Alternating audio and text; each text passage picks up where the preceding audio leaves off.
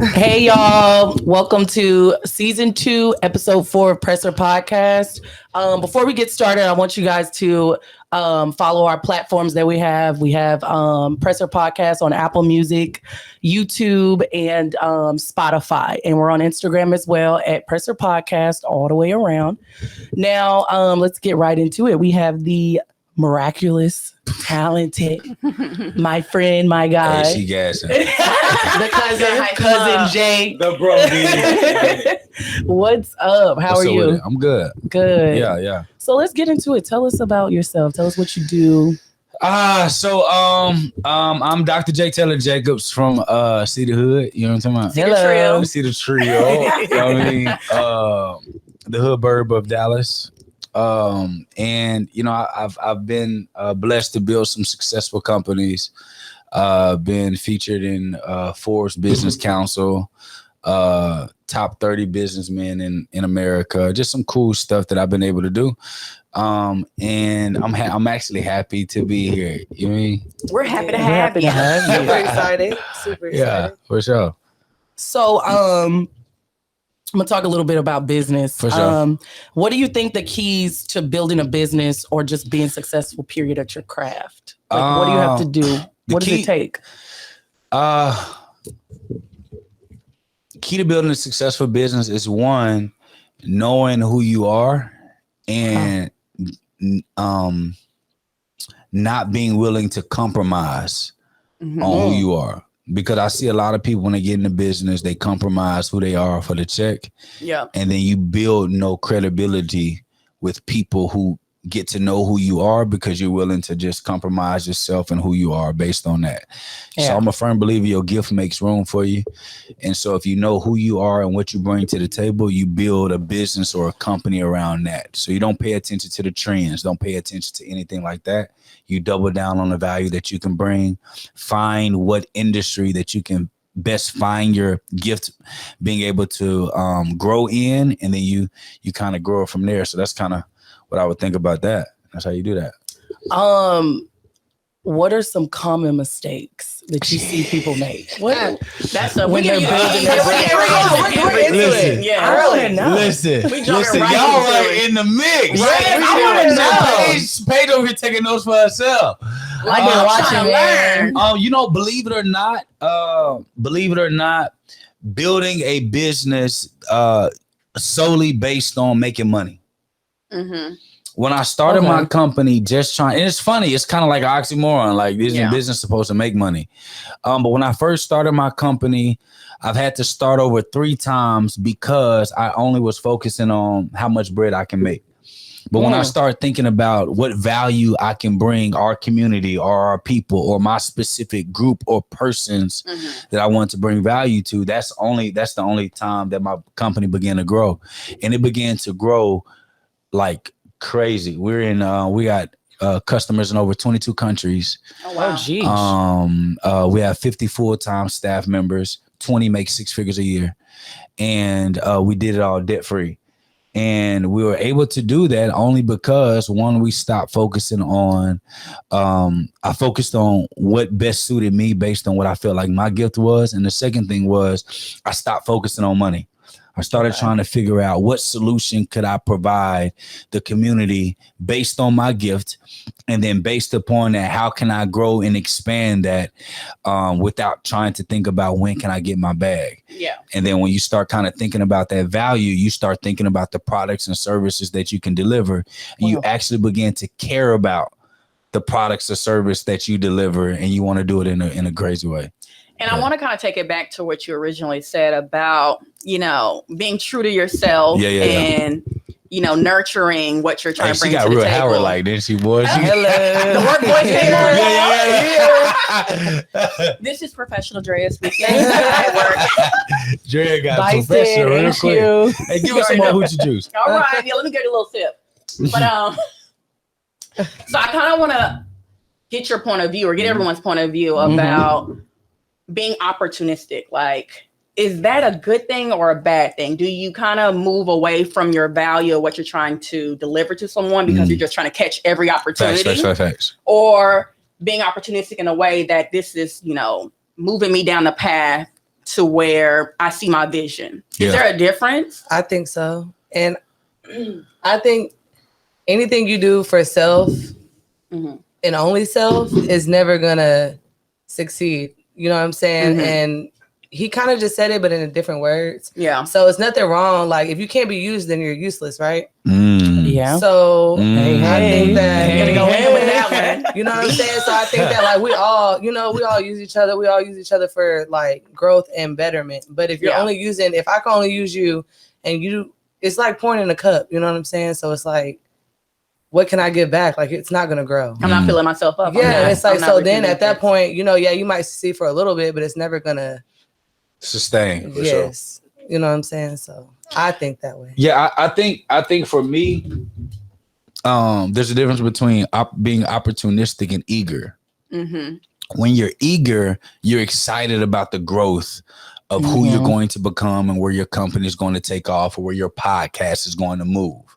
But opportunistic is like shit. Whenever the doors open, I'm gonna kind of go through it. And I like to attribute that to a man or a woman who's for everybody. Yeah. Nobody wants the for everybody guy or girl. Like, yeah, you was cute. Yeah, you had some game. Yeah, you was on top of your game. But when I find out that you for everybody, it's kind of hard for me to get myself to want to rock with you like that. But if you on top of your game and I see that you're eager about getting with me or, changing your life or growing, but I know that you're not for everybody, then all of a sudden everybody wants to they want that person. They want to pursue you. And so when it comes to being successful, we got to really understand that being eager and opportunistic is a very fine line and trying to figure out what line or what side that you're on is the hardest thing to kind of do. So when we're eager, it's me looking at, I'm eager for change. I'm eager for the next version of me. I'm eager to become a millionaire. I'm eager to put other people on. Yeah. I'm eager to build my business or grow my podcast or my brand or my value of who I am.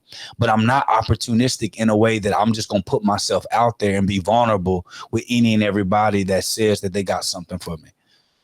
And I think that's where I'm kind of like trying to figure out with the brands that I'm trying to build is, for sure. Am I eager or am I taking every opportunity or am I looking at every opportunity? And right now I'm turning things down. I'm like, is that me almost self-sabotaging or is that me seeing a different route and just saying that that's not an opportunity for me? Because I'm sorry, I'm a finesser. I can take every opportunity and make it something. For sure.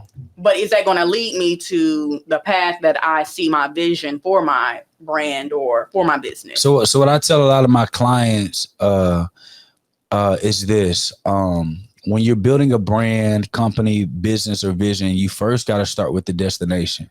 Right. Where exactly are you trying to go? A lot of us pay too much attention to the vehicle that we're in or where we are in the moment, or we pay too much attention to passion. But if you look up the definition of passion by definition is a barely controllable emotion. Oh, wow. By definition. So a lot of us be like, chase your passion. What you're chasing is a barely controllable emotion. It fizzles out at all times. So passion is like gas, right? It's going to burn out. Your purpose is like the vehicle, the car that you're in at the moment in time. But all of us are in different vehicles than we were in high school. Yep. And so the vehicle changes based on the position that you're in life. So if I wanted to go to Europe, I'm not going to drive my car to Europe. I'm going to get in a what? A plane. First class, right? Preferably, right? Or a jet, whatever. Right? Come on, talk your stuff. Come on, talk your stuff. We're gonna fly private. But the point is that the vehicle changes based on the circumstance and or the destination. Right. If I want to go somewhere faster, I'm going to try to figure out what vehicle best suits me for the destination that I'm going. The problem with most brands and businesses and dreams are a lot of us don't know where is our end goal, where we're going.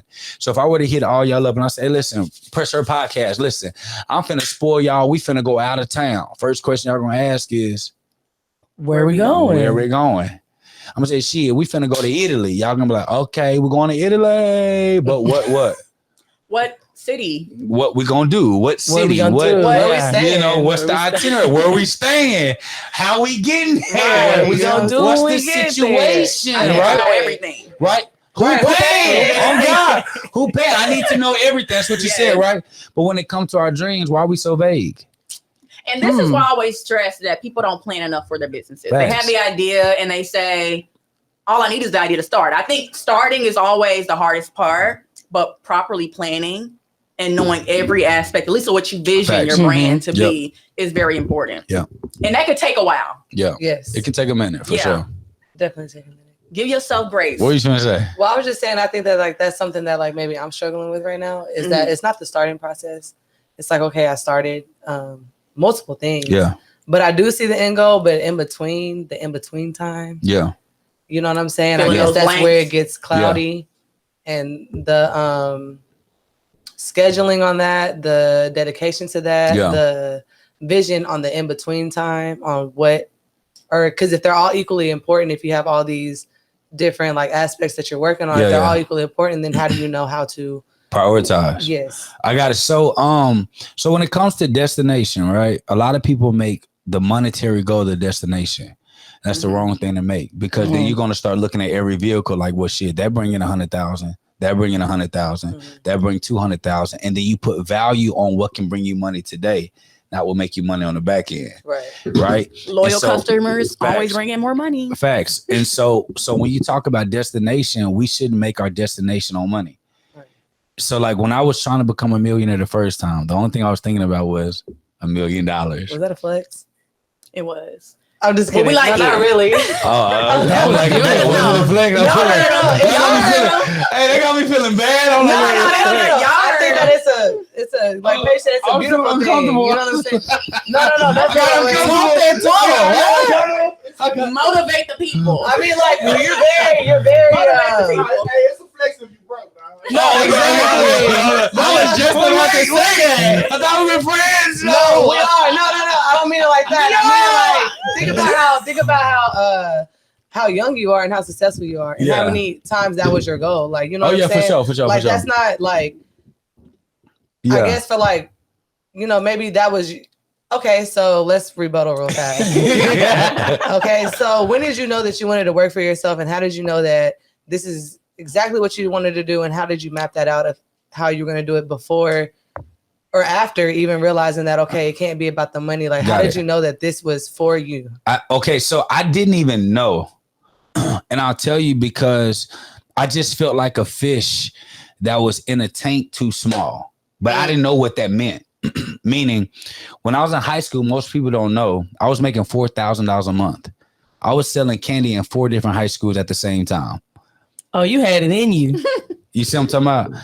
And everybody thought, you know what I mean? You know, but most people didn't know the candy was coming from me. Oh. I was pushing the candy. I was the candy guy. The original candy man. I just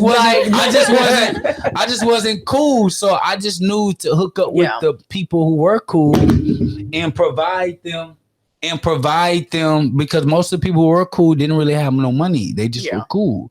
So provide them with you're genius. The situation and let them be cool and get the check. Right. And I knew that they would steal from me, so I put like a little compensation package in it. Yeah. So I was like, listen, you're gonna be missing. Come on, bro.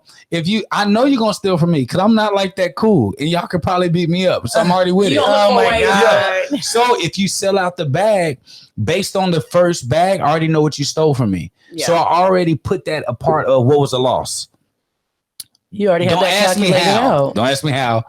I just kind of was like, fuck it, this gonna be a loss. You're next level right now. So, you're like in high school. Yeah. So like, when we sold out the bag, funny story is, I don't know if y'all remember Bab Adatiba.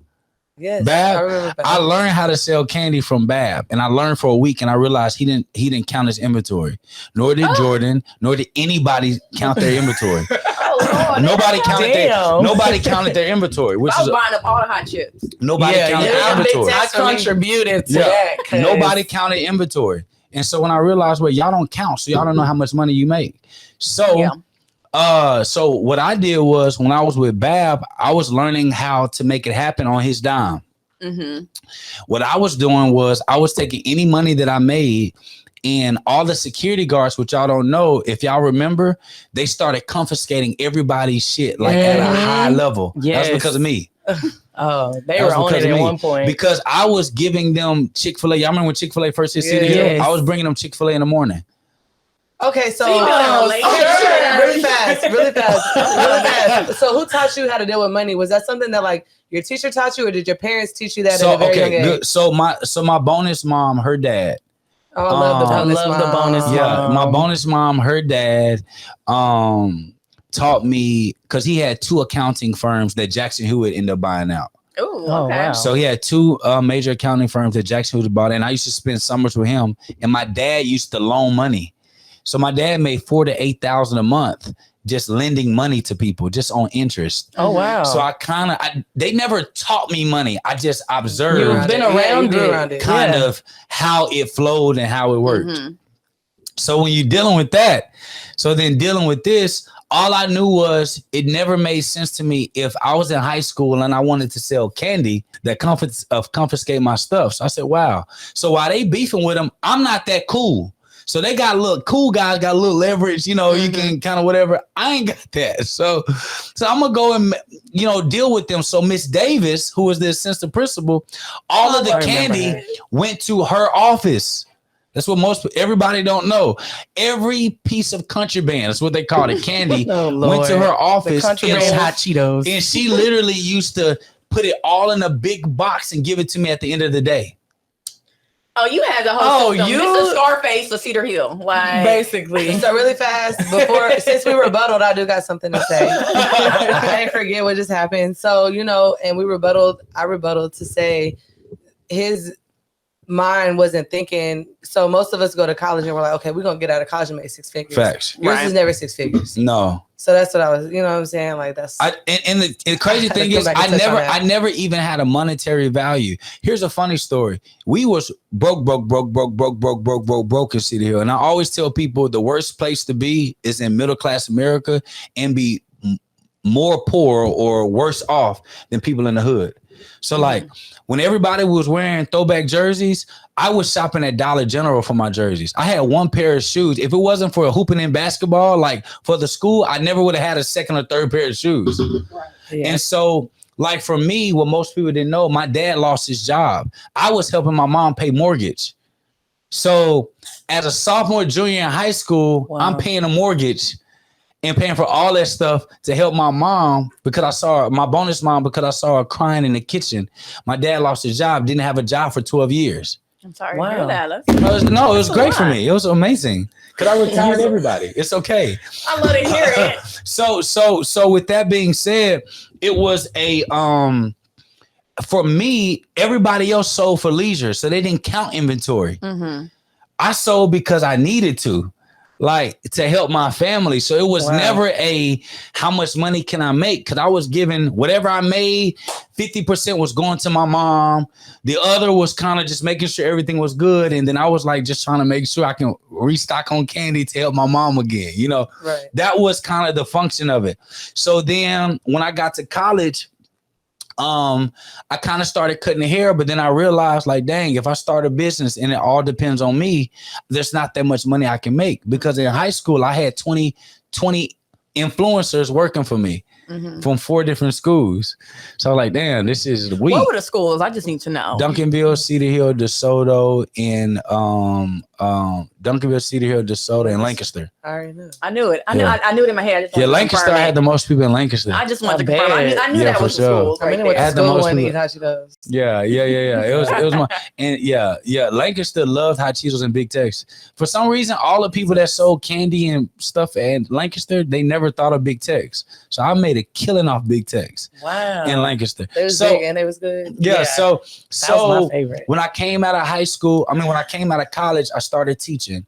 When I started teaching, I worked the deal where I got paid $60,000 a year to teach in Lancaster.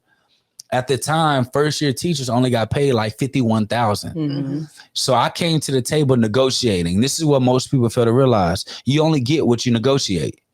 So if you don't know how to negotiate your value, shit, I was like, yo, you need a basketball coach and a track coach and your children are out of hand. And I only went to the district that I knew needed help the most.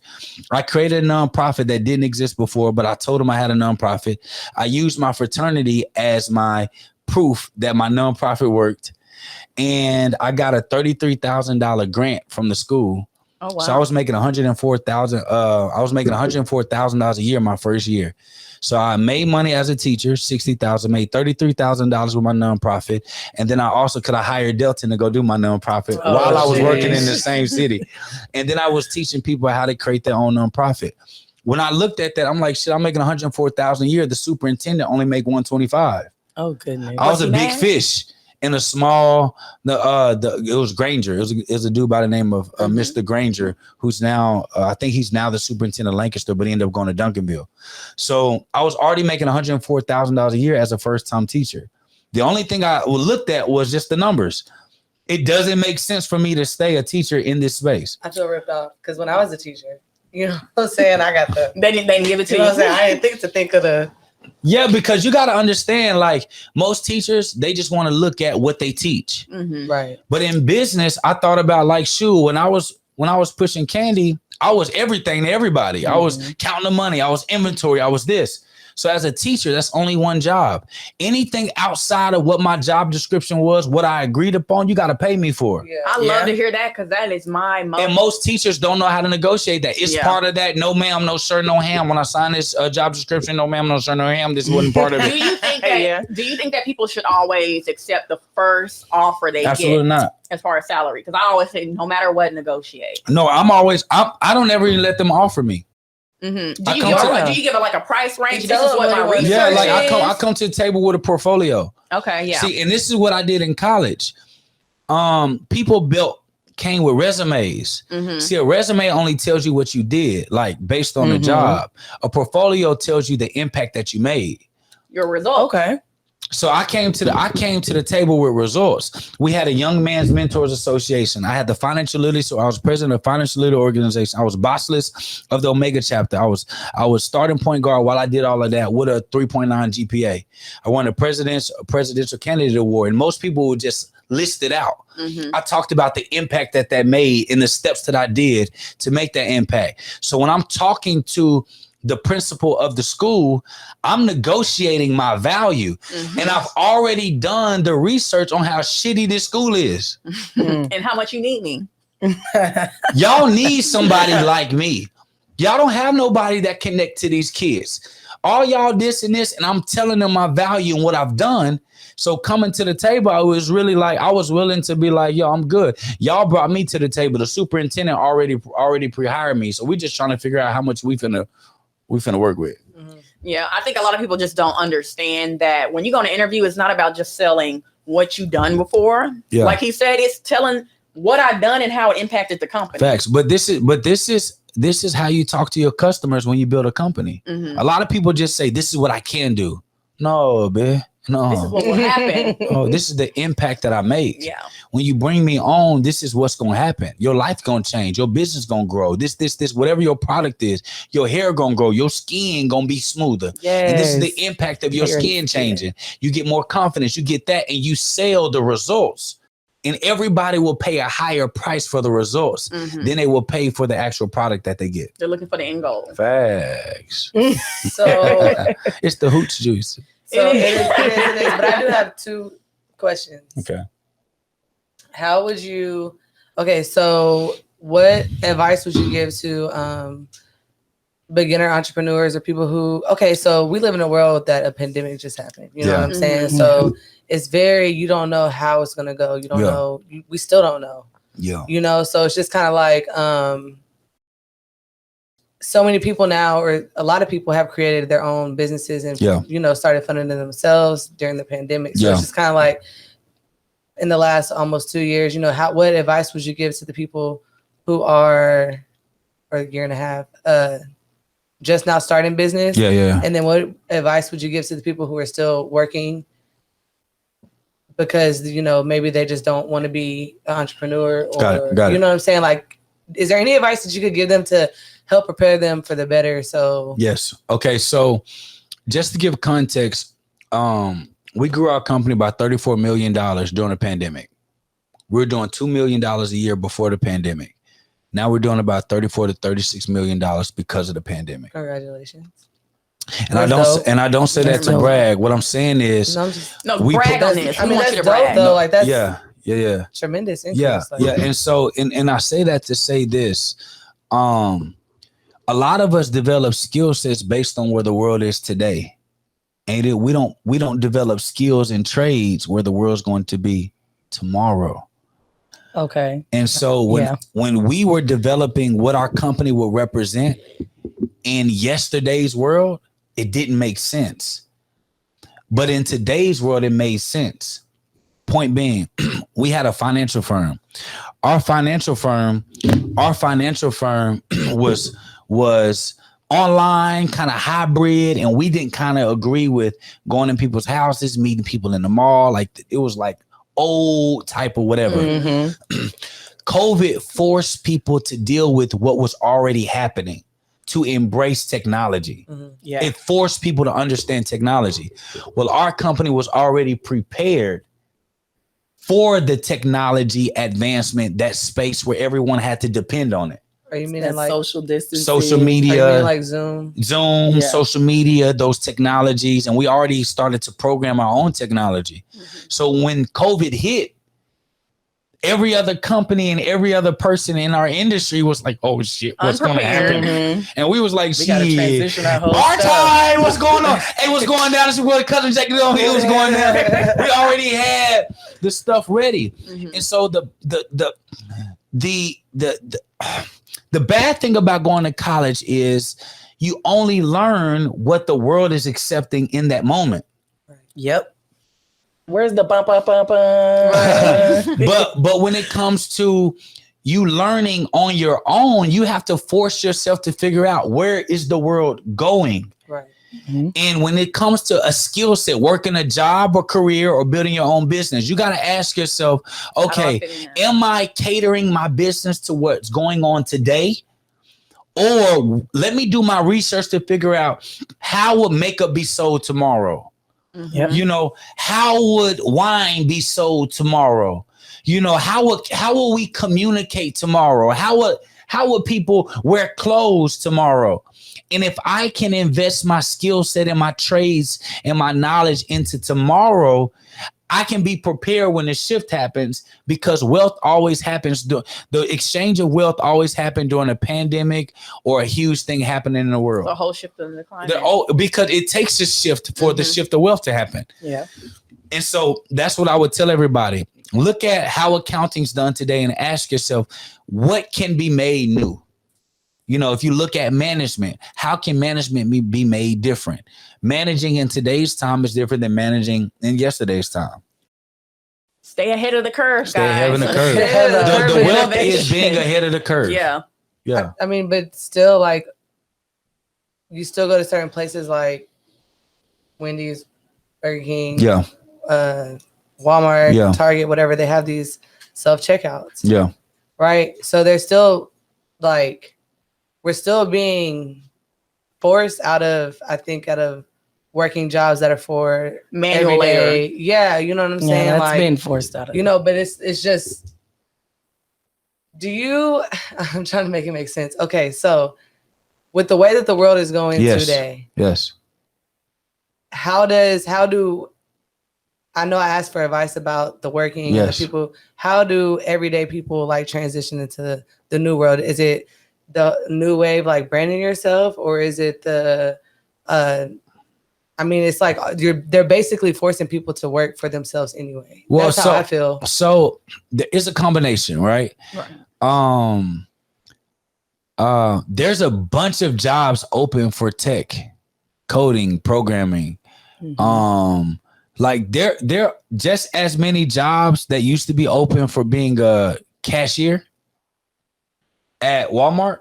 Mm-hmm. There's just as many jobs now open for people that can do web design, that can design, coding, programming. Yeah. And I want to add on to that as well, because I work in tech now, and being in tech What you do?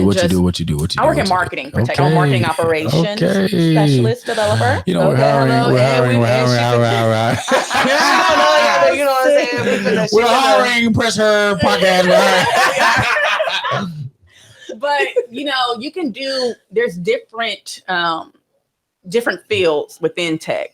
So take your expertise and see how that applies to a tech industry, because just because they're in tech doesn't mean they're just a technical aspect to the company. They still need marketers, they still need accountants, they need all they that. still need, an office facility manager and things like that. So I feel like a lot of tech companies are hiring because they're booming. As you know, everything is RPA, robotic processes. Correct. Right now. And the new labor is the tech labor. It is. It's like, okay, like hands-on labor used to be working at Walmart, I'm stacking the stocks, whatever. Now they're trying to get into robotics, right? Yeah. So the new hands-on is how to manage the robotics. Yes, exactly. And I know a lot of people are like, well, Jake, how do I go to school for that? There are free classes online that teach you the basics of things that you can kind of learn.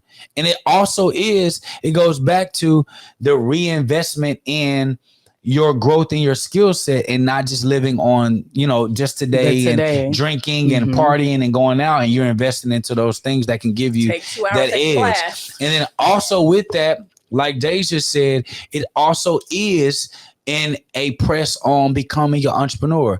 Today's age for black folk, it is the easiest time to become financially independent, stable, and become a millionaire. Yeah. Because the internet is the great equalizer. Right. It is without racism. The internet is. You can these new kids. You can get in front of anybody and do anything with what technology is allowing for us to do. Yeah. No blockers there. Yes. So listen, invest in the new space. Listen, you can no longer be goddamn me just working a job for 30 years and thinking that's going to happen. You got to be flexible. You got to be malleable. You have to be able to understand the changing of times, because the technology age is the new industrial revolution. And if you don't get with it, you'll get lost. I say people who even do want to work for a company or whatnot, you are a brand. Facts. So you have to literally operate and market yourself as a brand. Yes, facts. And so everything still applies with how you market a business. You're marketing yourself. So you still have to do those professional development skills. Yeah. You still have to, update your resume. You have to present yourself as a brand. Facts. So even if you're not an entrepreneur and you're looking to stay in 9 to 5, 30 years, not saying I recommend, but if that's your end goal. Yeah. Everybody's different. Yeah. You still have to take the same advice as somebody who's marketing their own business, because you are a business. Facts. Yeah. I think this generation. I think this generation. Just don't forget it, Deja. I think this generation is we're more proactive. Facts. I think we research more. Yeah. Like back when our parents grew up, they were more was like, you're supposed to go to school, get a job, and then work it all the way until you retire or whatever. So I think our generation is more of like, we ask more questions. We research a little bit. We believe in ourselves a little bit more. The footwork in here is crazy. I feel like everybody in here just looks amazing. I mean, we need a shoe cam like Wendy. Bro, oh my God. I'm just looking. I said, is that Gucci? Oh, yes. A little bit. Oh, Lord. I'm sorry. I was just blinded by the footwork. No, but you're absolutely right, Paige. When it comes to, and I tell all of our staff this, like, if you can't be in an environment that can compensate you based on your value with no ceiling, you don't belong there. Yeah. And so all of our staff is required to build their own brand. Love it. Because it's beautiful. It forces them to self-develop. It forces them to track their portfolio. Mm-hmm. It forces them to understand their value in the marketplace. Mm-hmm. So when they want a raise, they're not coming to me and being like, I've been here 3 years, I deserve a raise. They can say, I did this, these metrics, this. I'm like, yeah, you're right. Proof is in the pudding there. You know what I mean? And so I think this generation is forcing that old corporate America to change. Mm-hmm. And that's why our company wants to be like the highlight, not just a black business, but a business in general that understands creatives. This generation to understand that we're honestly, a lot of people in our generation is not looking to honestly build on their own. They would love a place that can give them some type of comfortability that says, if I want to make 10 million a year, I know I can make it here. And I know I'm not going to be stifled. But because I know your trifling ass ain't going to do that for me, I'm going to do it on my own. But if there's an environment that allows that, which is why we've been able, out of 50 full-time staff members, we got like 30 something plus that ran their own companies, that cut their companies to come work for us. Jeez. Yes, because awesome. of the collective brand and the collective building and the unlimited type of salary and payroll that's required. But it forces them to actually double down and work on their skill sets. And so I think this day and age and this generation is birthing performance-based pay, where we're like, shit, if I am worth this, you're going to pay me. We're gonna need a little bit. You're not gonna put an extra ounce of nothing on my plate without an extra. Chocho. Facts. And Couple that's hard. dollars on it. But that's hard unlearning. Like, I think that, like, I know I have always been taught to, like, anything you do and they got your name on it, you need to go hard. Yeah. You know, so it's like, then we're stuck. I think our generation is stuck with that mindset. And then the mindset, okay, well, you need to pay me. So it's like, okay, yeah, I'm going to go hard because it's like, you're telling me to do it. So I'm going to do it because I already agreed to this. Right. Versus like, okay, well, I'm going to need, you know, I think that the stand for the more money and stuff is a struggle with us, but it won't be a struggle with the next generation. Yeah. I think that because we don't know how to negotiate our value, because our generation still goes based on opinion. So like, I feel like I'm worth this. I gotta put my hands up versus people like me. Yeah. So versus I know what I bring to, like, we'll be like, I know what I bring to the table. Okay, what you bring? The table. Okay. Where's the proof of that? Where is that growth? Right. And I think that with our generation, because we're the first generation, much like the baby boomers were the first generation to break apart and do something different. We're the first generation to say, hey, listen, we thinking for ourselves. What y'all tell us, we're going to do our own research first. And I'm going to figure out what works best for me. No more blind loyalty. No more blind loyalty. So with that being said, we cannot also be blind to our own value. We got to document ourselves and say, listen, so when I go to the table, give you an example, who's my business partner today? I told him 3 years ago I was going to buy his company out. But 3 years ago, I was 3.5, 4 years ago, I was opinion. Like, I was like, I'm gonna buy my own company. I said, I want to be an equity partner. And it just so happened it worked right. It worked okay. But I was like, shoot, let me be an equity partner. He was like, what do you have? I made $100,000 in 6 months in this industry. I deserve that. He was like, okay, but what other value you bring? I made $100,000 in 6 months. He's like, okay, what other value do you bring? I took it to heart. I got emotional about it like we do. We throw a temper tantrum. And then after a year and a half, I began to realize what he was saying. He was saying, like, I know what you did for yourself, but what can you bring to company? And so I came back to him and I said, hey, listen, I'm going to build my organization out right. I'm going to build my company. I'm going to come back and you're going to want me at your table. Hello. Story goes around. Yeah, I'm at his table, but now I'm a 50-50 partner in a company that used to manage my financial firm. I own that company now. Wow. And so when you start looking at, in our mind, when you talk about the value that you bring, are you willing to show, improve that value, document that value, and come back and bet on that value that you bring? Or am I saying that, shit, I bring this value, this is what you should pay me, and then we bow out because nobody didn't pay you? Because there's a bit of a brand credibility. We talked you talked about personal brand. Right. So if I'm building my personal brand, there's a brand credibility that goes with that. What does your brand say when you come into the table? This is what I bring, and this is all the motherfucking people that can vouch for it. That's what your brand means.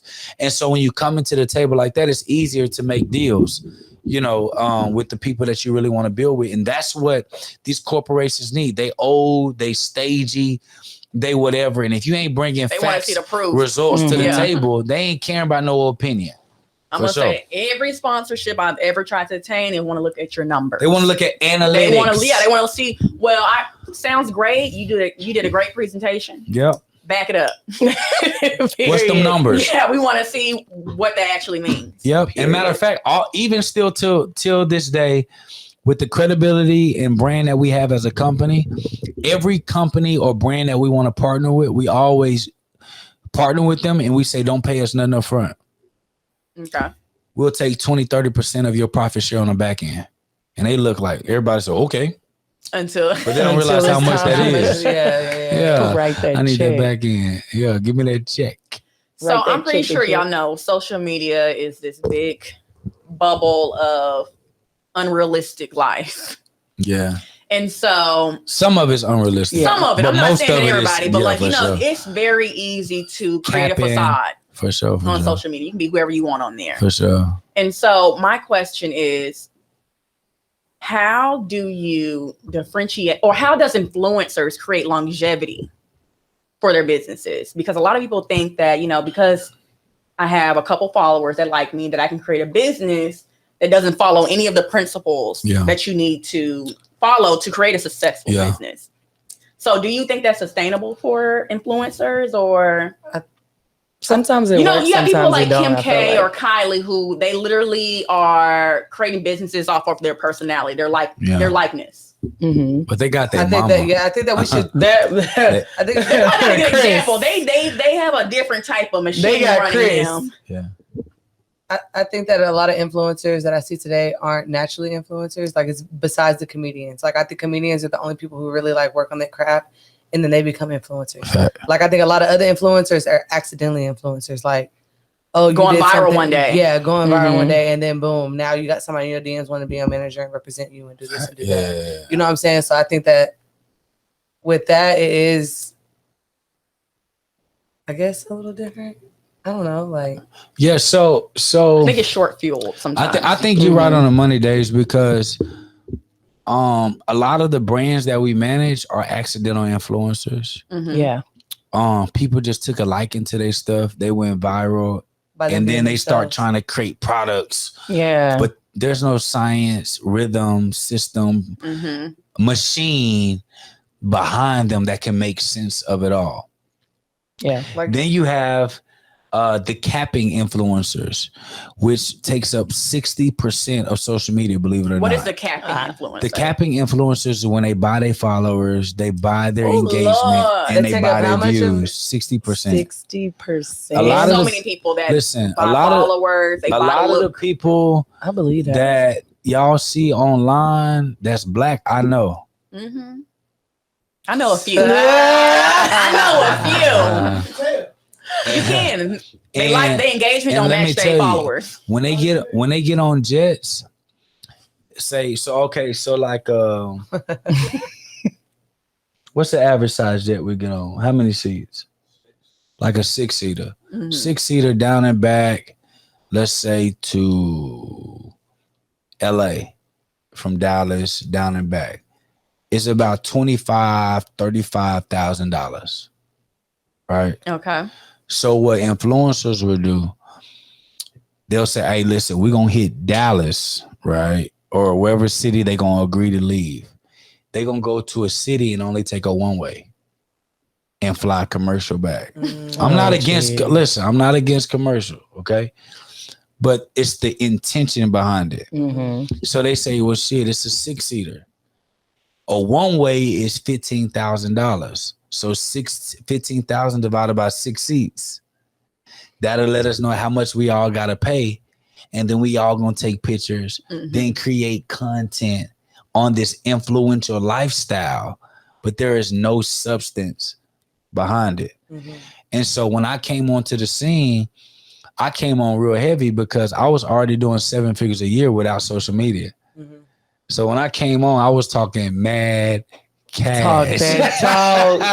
I was talking so heavy that, listen, till this day, ain't nobody came and talked nothing because they understand there's a difference. And so the problem that I feel like a lot of us have is that we don't know what's real and what is fake. Yes. And then if you base your business model on what is fake, you're not going to realize what is real. And so when I'm looking at building a brand, you got to understand building your brand is building a network based upon what you want people to recognize you as. That is it, right? And then when you create products, services, systems, or a company, it is to service those people who recognize you as something. Yes. So the Kardashians, their business model is so beautiful. It is because phenomenal. it's based off beauty. Right. So every single product, service is in that realm. or TV show is based upon beauty. So they don't get out of their realm. You ain't seeing them selling finance and selling business development and selling how to get rich tomorrow. They selling beauty, facelifts, makeup, BBL. You know what I mean? Like these are all these things that they're selling that's based upon what their brand represents. And I would tell people any day, it is better to have 1,000 undisputed followers who would buy anything that you put out than to have 500,000 people that you bought that don't even know who the hell you are. Yeah. Hello. So building your brand has nothing to do with the amount of followers that you have on social media. It has everything to do with the amount of people who are actually influenced by what you say and who you are. We can look at your engagement and tell that you bought those followers. Yeah. But do you think But sometimes the engagement isn't always true because the algorithms don't always play a fair part. I agree with that. Yeah. Well, your Instagram is very much so set up. Because I have 300 some thousand followers that we built organically. 2020 February 2020 is when I actually made a deliberate choice to start building my Instagram. When I partnered with Brother Ben X, I only had 2,000 something followers. Now I have over 300 and something thousand organically grown. Mm-hmm. But Instagram doesn't show that because on social media, once you hit a certain cap, now they want you to participate in ads to get you to get the rest of your followers. They definitely changed their whole formula. And they change it every year. Recently changed and they change it every year, every 2 years. It's hard to keep up. Social media managers, I pray for y'all because It's for the algorithm. Like, you got to do a certain amount of numbers in 7 minutes. Yeah. So you need comments. Saves. So when it comes to overcoming the algorithm problem, so what you do is when you control your data, so when you're building your followers or you're building your supporters, you need to be collecting numbers. So we have you can use community, you can use Razor.io, which is our technology, for SMS, little plug. And you can collect numbers and data from your followers. And so when you go live or when you post, you can let them know when you post, and you can let your data and your community know when you're live. So when you get them all and you text them, say you got 1,000 people on your list. Mm-hmm. If you text them all, maybe 200 will show up on your live or go see your post. That'll boost your algorithms. And if you text your group and say, listen, the best comment will get $100. Right. And then they start commenting and you reward them with $100 within your community, it'll force the algorithm to shift to supporting you. Right. Wow. Yeah.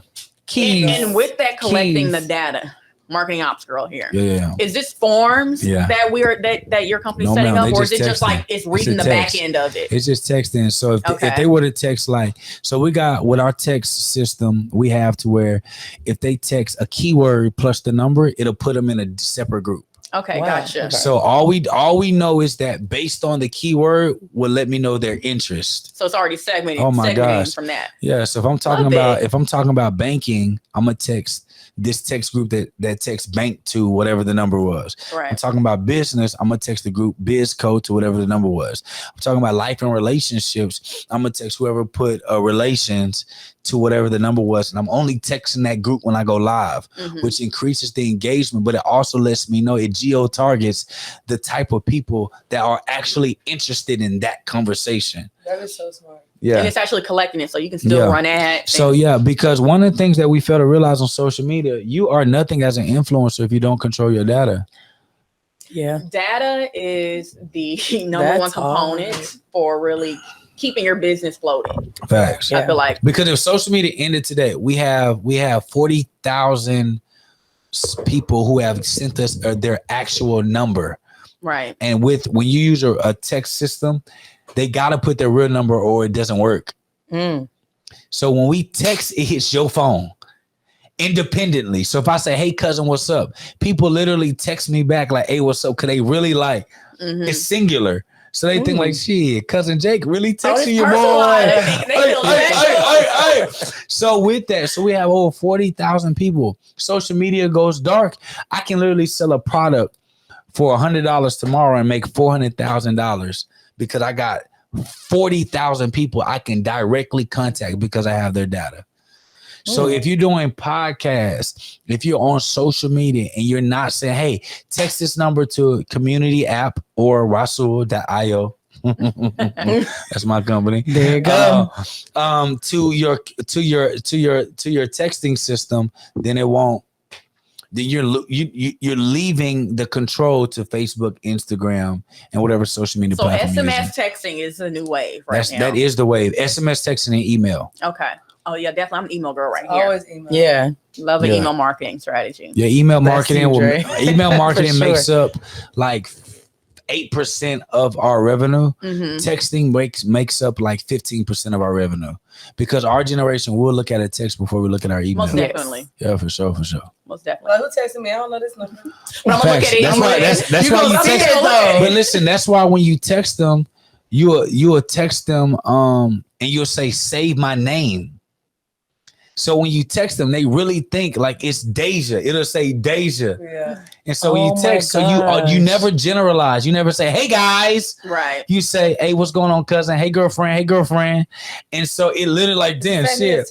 Deja texted me. Like shit. She texted People want to feel like you're talking to them and not talking to and you can actually audience. Facts. And you can actually separately text that individual person. Yeah. By their number. I used to do that at work. Yeah. When I was a recruiter.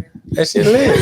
Hey, it's see how lit. they come out? See how you still use everything? It's everything. You need it all. It's all the code. Facts. Beautiful. I do want to circle back to we're building success. Okay. We're, creating our brand. We're focused on ourselves. How important is it to cultivate your circle? I just want to know everybody's experience with cultivating your circle, realizing that you can't, be in everyone's life because of what you're heading towards. Elevation, business opportunities. How do you put everyone in their different pockets? Why we? Both y'all. Y'all still trying to figure that out? No, I can't pertain to business so much so right now, even though I'm starting one. Yeah. But I've been like that. Or even your personal growth. Oh, I've been selective. You're a brand, so you still have to I've been selective all day, every day.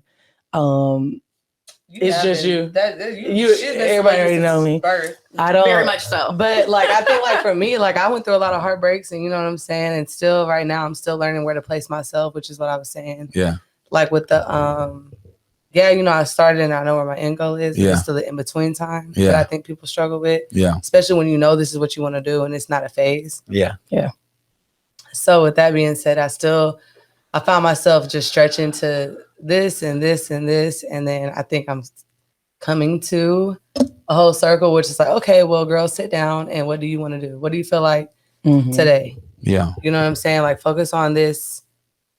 I got very back. So I was in tune with my phone all the time, trying to keep up with messages. I don't even pay attention to my phone like that no more. It's all about my agenda. Yeah. My handwritten agenda. Yeah. And I think that's what helps me with my everyday life now. Yeah. Yeah. And I also think that I developed adult ADD or ADHD. Oh my God, that shit is real. I write everything down versus waiting on alarm for my phone because I'll just be Yeah, I'm a firm believer writing stuff down. We call it, with my executives, I call it the success tracker. My executives can't even talk to me if they haven't done their success tracker. You cannot bring a problem to me if you haven't done your success journaling tracker journal for the day.